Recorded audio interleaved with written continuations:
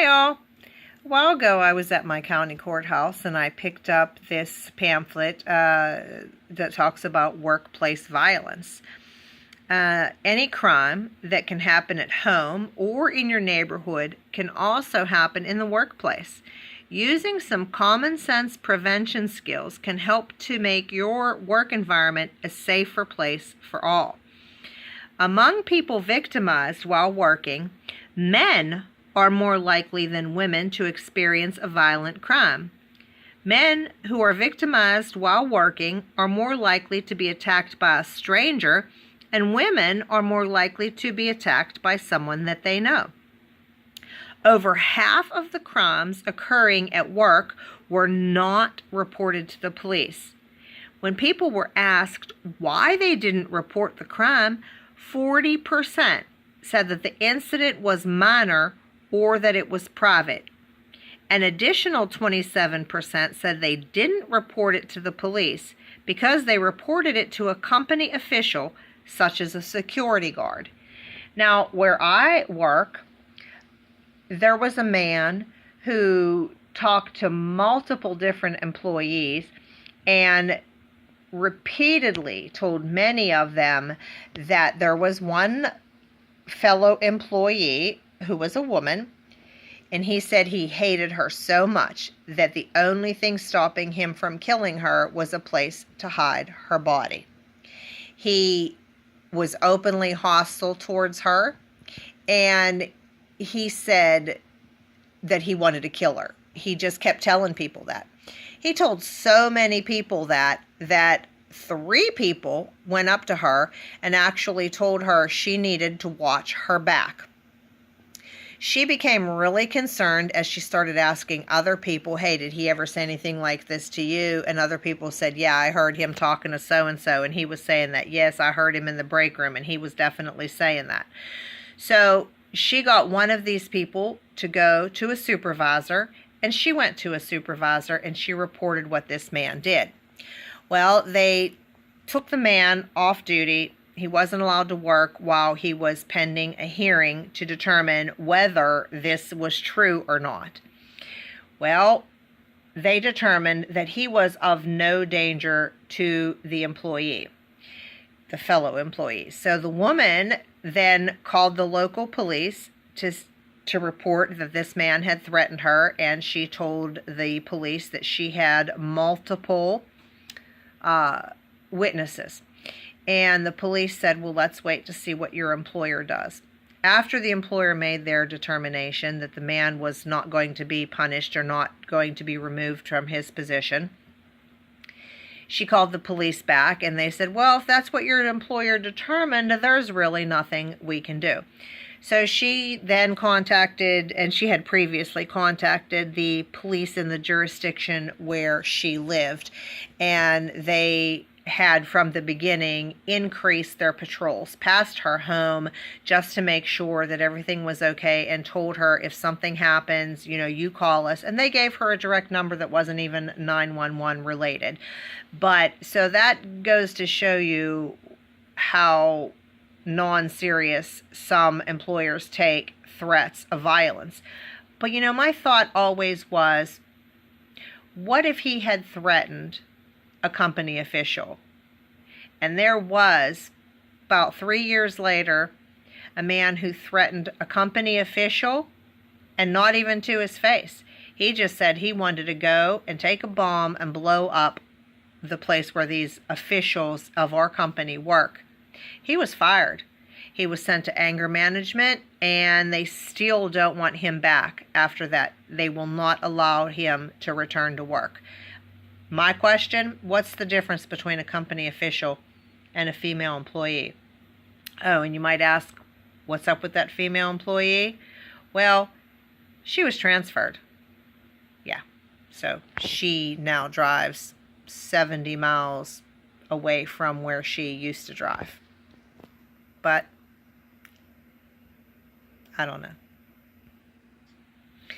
So, according to the Bureau of Labor Statistics, overall workplace violence accounted for 1 out of every 6 fatal injuries in 2014.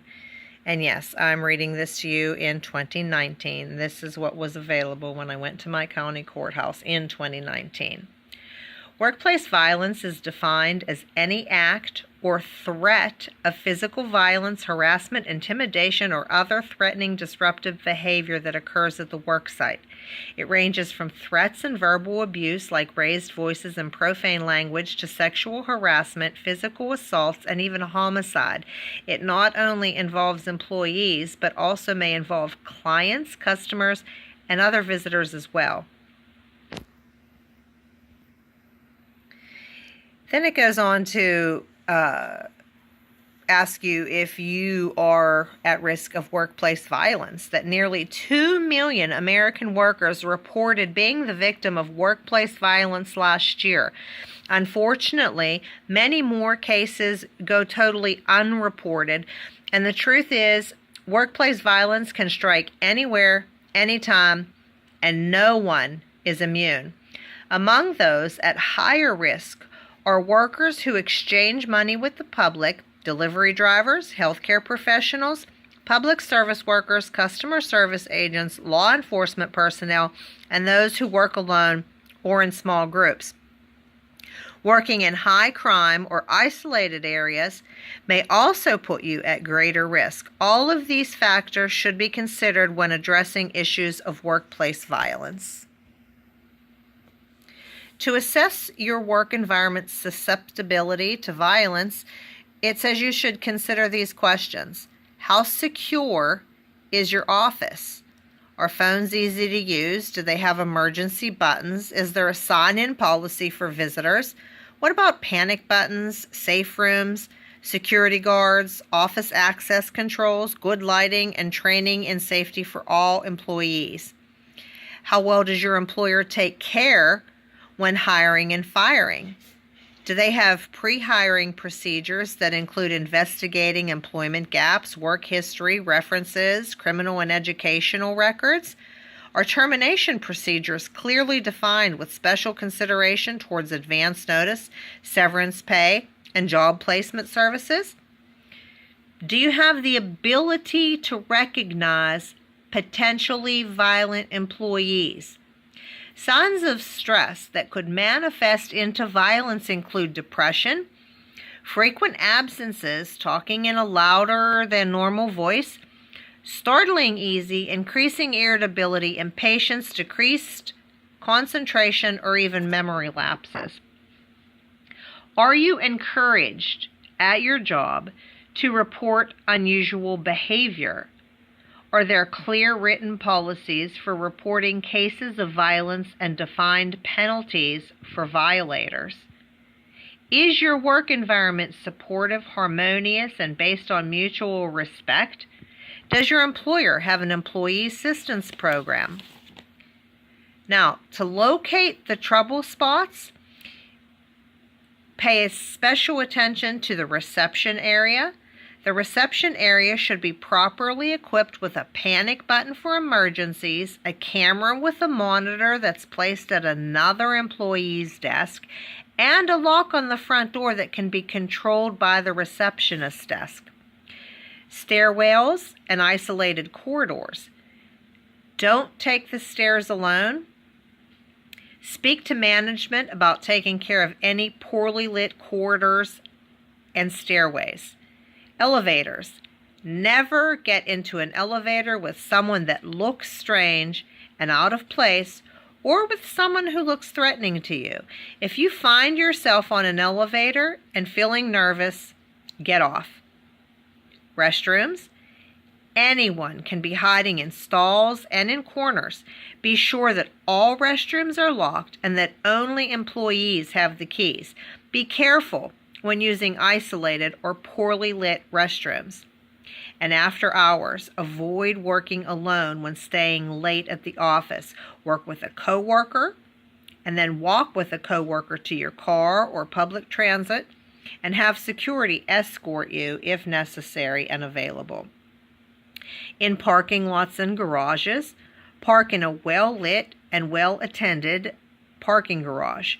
Be sure to lock your doors and roll up the windows all the way. If you notice anyone loitering that looks out of place, notify the police or security. Have your key ready when you approach your car. Inspect the floorboard and front and back seats of the car before getting in. And when getting in your car, lock the doors and leave right away. Of course, it says buckle up. I would have to add to this, many workplaces don't allow you to carry a weapon. I can't tell you to violate your company policies, but I would carry if I thought I would be alone or if I thought I was in danger. And at the very least, I would carry mace, or I would carry a road flare that I could light, and that would be enough to scare somebody off. But mace and a weapon and some personal self-defense training is always going to be beneficial. The last part of this pamphlet covers preventing crime in the workplace, and I'm not really sure how much crime any one specific person is going to be able to prevent. But they do say that the workplace can sometimes be thought of your home away from home. And many times workers spend more hours on the job than they do at home with their families. And just like it's important to maintain a safe environment at home, it's important to be aware of the potential for crime in the workplace. And some helpful tips to keep in mind: keep your purse, keys, wallet, and other personal belongings with you at all times, or lock them away in a desk or closet. Well, that's going to help you avoid theft, but that's not going to help you to avoid workplace violence. Check out the identity of any strangers you see in the work environment. Ask for identification and the purpose of the visit. Ask if you can help them find the person they need to see. If you're uncomfortable doing that, alert security or management so they can find out the purpose of a stranger's visit. Always let others know of your whereabouts during work hours. And that doesn't go just for work hours, guys. That goes for anytime, anywhere. Tell a coworker when you're going out to lunch, when you're going to be at a meeting, if you're coming in late or leaving early or going to the post office. But you know what? It doesn't hurt to notify your family what you're going to do. I know when I go out to meet somebody to purchase something from the Let Go app, I always text my husband where I'm going. I've texted him, I've arrived. Okay, I'm leaving now. And then, that everything's okay. If you bring in personal items such as a coffee pot, calculator, radio, or clock, mark it with your name or initials and an identification number. Again, that one's not going to prevent violence. That's preventing theft. Report broken or flickering lights and any poorly lit corridors or stairwells. If you find doors that don't lock or windows that are broken, don't wait for someone else to report it. Get that reported. Use discretion when talking about your social life or vacations and those of your coworkers when people are visiting or calling your place of work. This is just operational security. Don't let people know what you're doing. Don't tell people, oh, my husband works late. Oh, yeah, my husband's out of town for a week. That's just something you don't need to tell anybody anywhere. And, that's it for this little pamphlet that I got from the sheriff's office in my county in Pennsylvania. It was Westmoreland County, PA. It was Learn More About Workplace Violence.